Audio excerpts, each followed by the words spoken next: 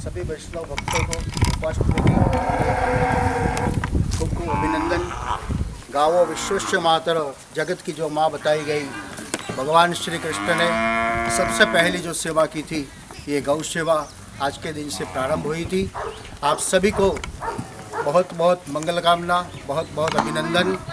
गाय माता से कृष्ण तक पहुंचने के लिए सबसे पहले भगवान कृष्ण ने गौवा की सेवा की और सेवा करते करते द्वारकाधीश पहुंच गए। स्वनिर्भर भारत कब बनेगा?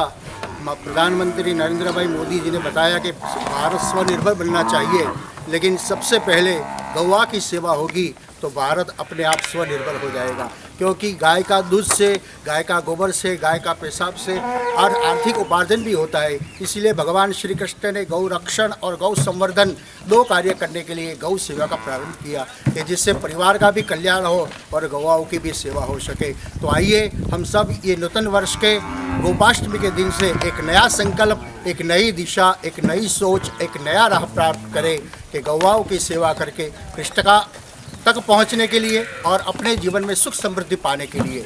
श्रीमद् भागवत में एक कथा आती है, धनी कौन है। तो श्रीमद् भागवत में बताया गया कि जिसके पास गौवा है वो धनी होता है। लेकिन आज के समय में हम गौवा तो नहीं रख सकते, लेकिन गाड़ी तो रख सकते हैं। गाय और गाड़ी दोनों एक ही है।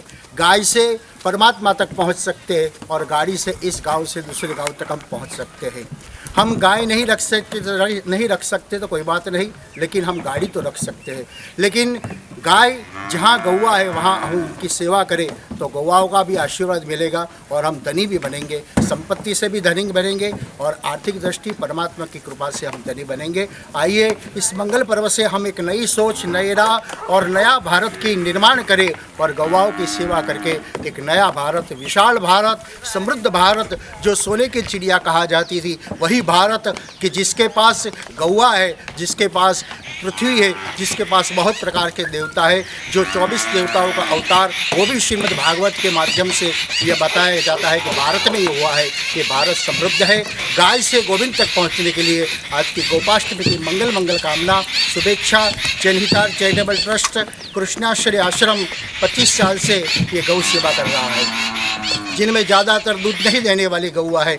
मेरा इंटेंशन एक ही है, गौवाओं की सेवा हो, गौवाओं का रक्षण हो और गौ सेवा से परमात्मा की कृपा प्राप्त होए। तो ये 25 साल से गौ सेवा हो रही है। अभी आप सब गौ माताओं का दर्शन कर रहे हैं और वही करते भागवत कथा के माध्यम से जो भी सेवा आती है वो सब गौ सेवा में विनियोग होता है। आप सभी को निवेदन है कि आज नई राह से, नई सोच से, नया विचार से और एक नया भारत का निर्माण करने के लिए गौवाओं के सहयोग दीजिए। गौवाओं के साथ आपकी प्रभु आपकी मनवांछित फल प्रदान करेंगे। गाय का तो बहुत महत्व है। गाय से पूरा ऊर्जा भी नई होती है।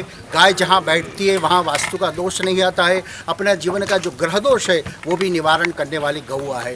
गौपुछ घुमाने से अपना दोष का भी निवारण होता है। बहुत से 25 साल में अनुभव किया है। और कामधेनु तो जिसका नाम ही है, कपिला नाम है, बहुत प्रकार का उनका नाम है और वह नाम के अधीन गौवा अपने मन कर्मरूपी मनवांछित फल प्रदान करने वाली गौवा है। आप सभी को खूब खूब गौ माता का आशीर्वाद बने और प्रधानमंत्री नरेंद्र भाई मोदी जी का जो विचार है वो विचार सार्थक होए। एक नया भारत, एक समृद्ध भारत, एक स्वनिर्भर भारत और वही भारत के लिए हम सब गौवाओं की सेवा करें। श्री कृष्ण ने जो काम किया है वो काम हम सबको सौंप दिया है और हम ही वो कार्य करके पूरा समृद्ध भारत बनाए। यही मंगल कामना। आप सबको शुभाशीर्वाद। शुभम भवतु, मंगलम अस्तु।